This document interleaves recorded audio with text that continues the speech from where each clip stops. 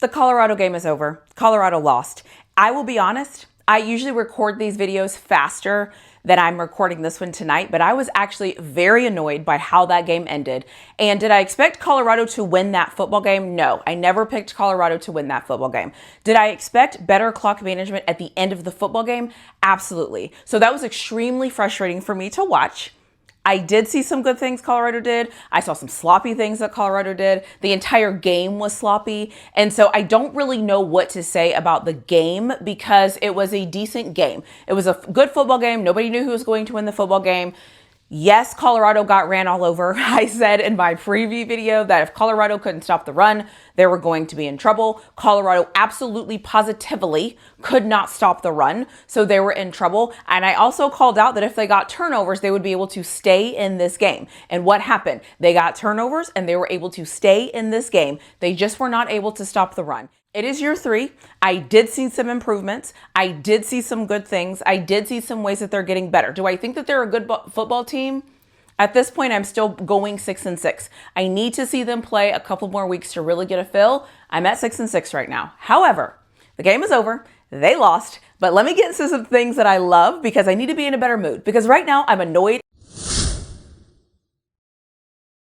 The first thing I loved is we kicked off the ball and we got touchbacks. All game long, we got touchbacks. We have a kicker that can get us touchbacks. I love that. I was thrilled for that. I know a lot of people think this is not a big deal, but if you're a Colorado fan, that is a really big deal. So I'm super excited that we have a kicker that can get us touchbacks.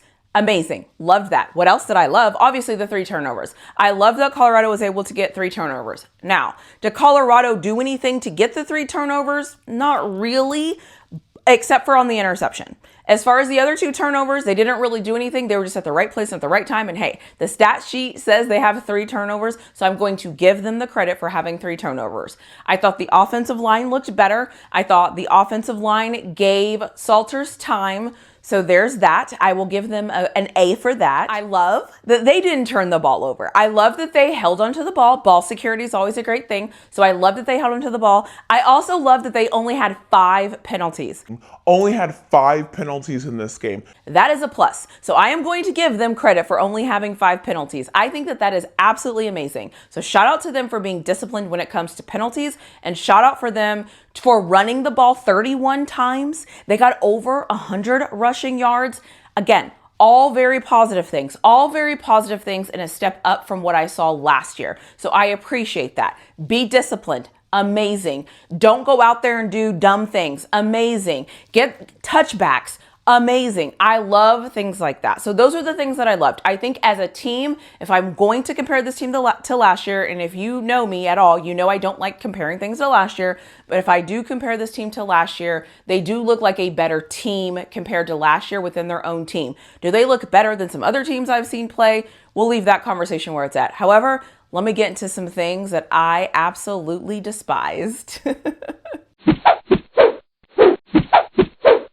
The thing that I despised, 300 yards rushing. We gave up 300 plus yards rushing. That is awful. That is absolutely awful. That's bad. Also, we had 3 turnovers, and from those 3 turnovers, we only had 7 points.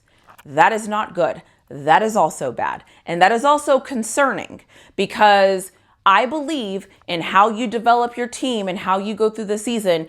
What you do in game 1, you don't just forget about it. You try to build on it. And so that offense, in my opinion, looked a little blah. And I don't know. I get that Salters isn't Shador. I get that. However, there's just some things on that offense where I'm just like, what is this? And maybe they need to get into their groove because it's the first game. That's cool with me. But 7 points off of 3 turnovers, not great. Getting rushed on for 300 plus yards, that is awful. That is actually awful. I have to get into this next section and talk about this time management because the time management was terrible. The time management was the worst thing I have ever seen since watching football. It was so bad. It was so freaking bad. I am so embarrassed. Let me get into that other section because Coach Prime and this time management, his coaching staff, I don't understand how you can be getting paid so much money and you cannot manage a clock. That is embarrassing. Let me get into the next section of this video. Why was he taking his headset off with 3 seconds left in the game? Why do we end the game with 2 timeouts? We still have those timeouts. Why did we get the ball with 1 minute and 6 seconds left on the clock and the first play was 2 yards and the first play took all of 26 seconds? That is awful clock management. So you're telling me within those 26 seconds, absolutely nobody on that sideline knew to call a timeout? Pat Schumer didn't know to call a timeout? Coach Prime didn't know to call a timeout? Nobody thought to call a timeout on that sideline when 26 seconds are going by? Why not? The other thing is, as I'm sitting there, I'm looking at Salters get anxious. I'm looking at him look like the game is happening too fast. I'm looking at him make almost irrational decisions. Why didn't anybody call a timeout? Why did we end the game with 2 timeouts? Why is our clock management piss poor? Why? At what point are we going to fix it? At what point are we going to improve that clock management? It is not okay to have the ball back to go tie the game and have 1 minute and 6 seconds on the clock and a 2-minute drill and you have 2 timeouts and you don't call any of those timeouts. Why did you not call any of those timeouts, Coach Prime? Why did you not call a single timeout, Coach Prime? And why did you take your headset off with 3 seconds left to go? Why didn't you call a timeout? Why didn't you call a timeout and go settle your quarterback? Why didn't you call a timeout and just have everybody take a deep breath? Why did you never call a timeout with 1 minute and 6 seconds left to go in that game to get your team calm and to get them on the right track? Why did we not call timeouts? That is embarrassing. That was pathetic. And that was the worst display of coaching time management I have ever seen in this moment. I can think of a worse situation, but that clock management was piss poor and that was embarrassing. Coach Prime and his coaching staff has to figure out how to clock manage. They have to figure out how to manage this clock. Leaving this game with 2 timeouts is not only disappointing, it's embarrassing. It's coaching malpractice. We have to learn how to manage a clock in a football game. I will just leave it at that. And I will stop talking about this game because at the end of the day, I picked Colorado to be 6-6 this season. I am sticking by that because I don't trust anything right now. I don't trust our coaches because of that time management crap I just saw. I don't trust what is going on. I don't trust those linebackers. I'm going to talk about that in a minute. I don't trust Caden Salters. I'm going to talk about that in a minute. There's a lot of things that I saw that I didn't love. And if you cannot stop the run, I cannot trust you. I cannot trust this team. That's just how I feel. Now, was the game closer than I thought it would be? Sure. Is Colorado better than they were last year? Everywhere but quarterback. Do I understand what they're doing with their receivers? No. But I don't know. I'm worried. I'm concerned. But I picked them to be 6-6. So at the end of the day, I didn't have them winning this game. So in a lot of ways, they're right where I need them to be. However, if I'm thinking about the things that they did and I'm thinking about some things that I saw, we couldn't stop the run. Quarterback looked shaky.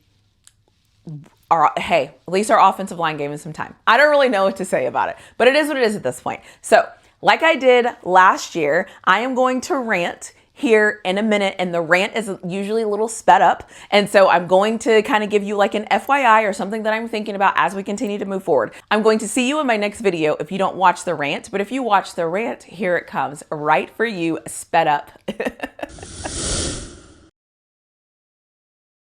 Things I'm worried about: inability to stop the run, linebackers like I've been harping on all offseason, and this quarterback play. Did I expect Salters to be like Shedeur? Absolutely not. Did I expect Salters to miss wide open people? I don't think I thought he was going to do that, but whatever. But I did expect him to use his legs. And I'm actually concerned that Salters isn't using his legs, because I think the thing that gives Salters an edge is for him to use his legs, and I think that's going to help us. And there were at least 2 times that I very distinctively remember where I thought that he could have used his legs, and he decided not to use his legs, and he didn't, and he threw the ball, or he did something else. And I think that that's a mistake. I need Salters to use his legs. I think Salters using his legs gives him the edge over Juju. If he's not going to use his legs, and if that's not going to be a part of his game, he needs to sit on the bench and they need to bring in Juju Lewis. That is just how I feel. Because if they're neck and neck and what separates Salters is his ability to run the football and he's not doing that, what's the point of having him out there? It was game one. I'll give him that, but I'm just calling it out here because I'm a little bit concerned if he's going to just only trust his arm and not going to scramble more. We need him to scramble. The other thing is, we have to be able to stop the run. I don't even know what else to say at this point. Because the thing that happens with football is as you get better and as you play better teams and as you move forward and as you do different things, you have to stop the run. You cannot go into a football game and not stop the run. And I will be honest with you. I think that there was at least 6 or 7 plays that I remember distinctly where Georgia Tech decided to throw the football and I was yelling at my TV at home, oh my gosh, if they ran the ball even more, I think they would have like 400 rushing yards. We have to be able to stop the run. It is unacceptable to not stop the run. Colorado has to be able to stop the run. I don't know what else to say about it. They have to be able to stop the run. And I'm going to end this video by saying this. I'm concerned about those linebackers. I've been harping on it for a long time. I'm concerned about those linebackers. I am concerned. And next week, when they play lesser competition, I better see them look so much better than the competition that I will second guess everything I said in this video. If they don't look better than that competition by far, we're going to have an issue. But they have to stop the run. They absolutely positively have to stop the run. That's all I have to say about this game. It's over. Colorado's 0-1. I didn't think they were going to win this game. I liked some things in this game. I didn't like how the game ended. And again, those coaches are costing this team opportunities. I'm going to say it again, and then I'm going to end this video. That coaching staff is causing this team opportunities. A timeout should have been called, and they should have gotten that team together, and they should have regrouped, and they should have called different plays or whatever they needed to do to bring that team together. This coaching staff failed that team in the last minute and 6 seconds. I'm standing on it. I don't care who has a problem with it. Anyways, thank you for being here. I'll see you in my next video.